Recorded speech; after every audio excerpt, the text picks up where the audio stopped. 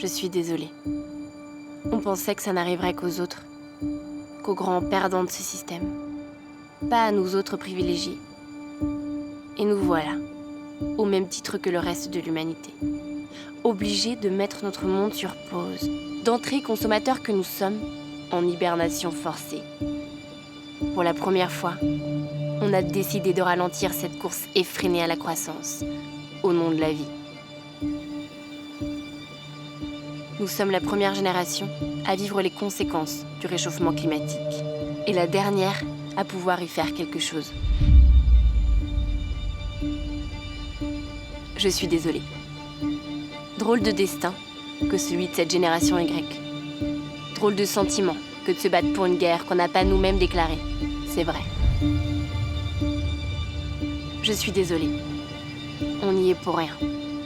On n'était pas là quand ils ont décidé de couper les arbres pour en faire des billets, de sacrifier la moitié des animaux marins en 40 ans pour quelques points de croissance, d'enfermer la nature dans des parcs et de parquer le vivant dans des eaux. On n'était pas là quand ils ont décidé de trouer la couche d'ozone pour sentir bon des dessous de bras, quand ils ont vidé les océans pour y mettre du plastique. On n'était pas là quand ils ont décidé que ça valait le coup de condamner certains à la misère pour nos t-shirts à 1 euro qu'on oublie au fond des placards, quand ils ont décidé que certains métiers valaient mieux que d'autres, que pour finir les fins de mois, il fallait mieux être designer ou start-upper que paysan, infirmier ou professeur. J'aimerais vous dire que ça va aller, qu'on peut continuer à binge-watcher Casa de Papel, popcorn à la main, pendant que nos décideurs s'occupent de faire tout le sale boulot. J'aimerais vous dire que la technologie sauvera le monde, que ces politiques en carton nous préparent autre chose qu'un avenir en porcelaine, que les grandes compagnies ont compris maintenant. Ça y est. Mais vous y croyez vraiment ?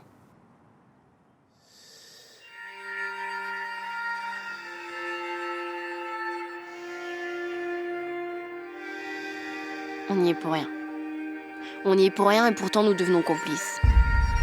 C'est notre faute parce qu'on s'est laissé endormir, doucement, à coups de fake news en intraveineuse. On a pris goût à leur confort. On s'est assoupi, bercé avec du progrès dans nos biberons. On a eu la flemme. L'inaction a le goût de pizza Deliveroo. Pendant qu'on produit, qu'on jette et qu'on recommence. Pendant qu'on like, qu'on share et qu'on stalk. Pendant qu'on swipe à droite pour draguer et qu'on swipe up quand on a assez de followers, il y a les derniers éléphants d'Afrique. Les baleines qui s'étouffent sous le plastique. Il y a les glaciers qui fondent et les forêts qui brûlent. La terre qui se consume à mesure que l'on consomme. Il est temps de débrancher des écrans et de rallumer les cerveaux. Comme à des enfants, on nous a raconté des histoires. On nous a dit qu'on était trop petits, que c'était déjà foutu. Montrons-leur qu'on a grandi. On nous dit à coups de tribunes, de pétitions, de tweets, que le monde d'après ne doit pas être un retour au monde d'avant, à la normale, parce que le normal ne marchait pas. Ce monde d'après, il nous appartient de le construire. Quand est-ce qu'on y va ? Qu'on ose envoyer tout balader ?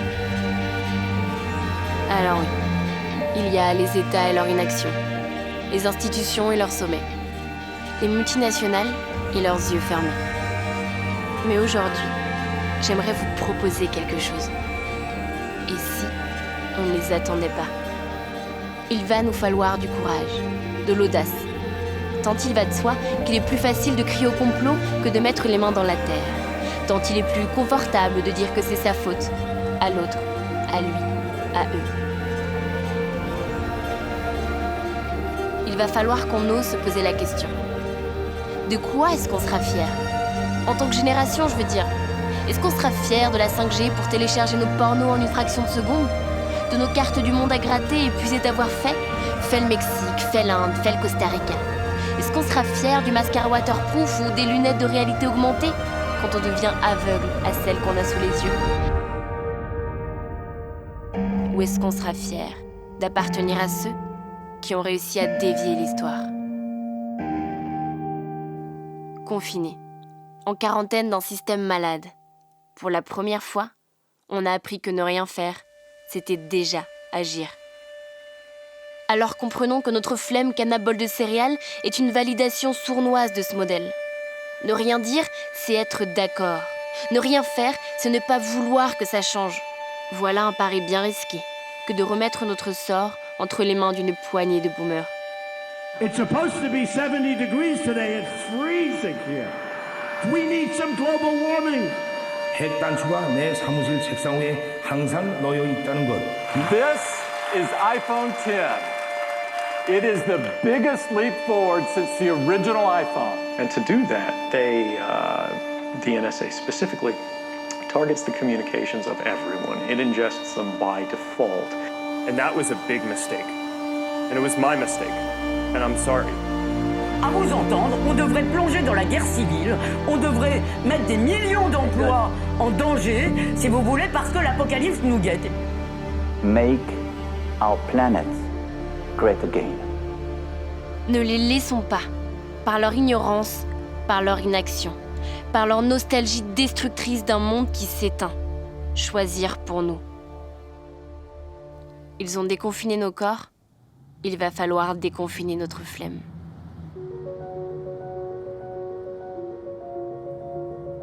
Nous, ceux dont le chez-soi ne s'arrête pas à un coin de rue ou à un lit d'hôpital.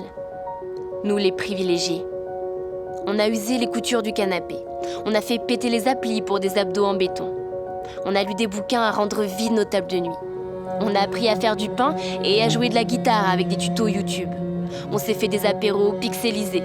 On a enfin appelé nos grands-mères. On a laissé tomber les soutifs. On a appris à coudre des masques. Nous avons été des héros en pyjama. Nous avons sauvé des vies en pantoufles. Mais cette fois, il ne va pas s'agir de rester chez nous. Demain, il va nous falloir être encore plus courageux. Une nouvelle histoire nous attend dehors. Et croyez-moi, il va y avoir du boulot. Il va falloir se bouger, sortir dans les rues, pancarte à la main, mettre les mains dans la terre et la terre dans nos programmes scolaires, descendre des avions et se réconcilier avec le Luberon, laisser les énergies fossiles dans le sol, réduire nos 4 steaks hachés par semaine et nos sushis Deliveroo du samedi soir, enfourcher les vélos, éteindre la lumière en partant, débrancher des écrans, se reconnecter au vivant. Il va nous falloir être une génération intranquille, consciente et indignée. Qu'on soit plus que quelques-uns à être écolo. Drôle de case dans laquelle on a rangé ce qui a massé la vie pour se battre pour elle.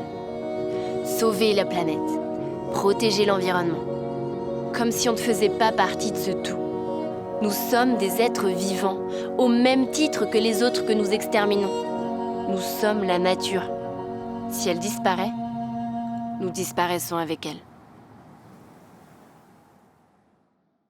Si le jour d'après consiste simplement à refermer la parenthèse, à reprendre le cycle infernal qui a rendu possible ce virus, alors nous aurons perdu. Ça dépend de nous. Il nous appartient de prendre ce moment pour donner tort à tous ceux qui nous pensent trop petits, trop tard, trop fous. On sait déjà que ce ne sera pas facile et qu'on n'est même pas sûr de gagner. Mais franchement, est-ce que ça vaudrait pas le coup d'essayer ? On n'a plus le temps de ne pas y croire. Réveillons-nous.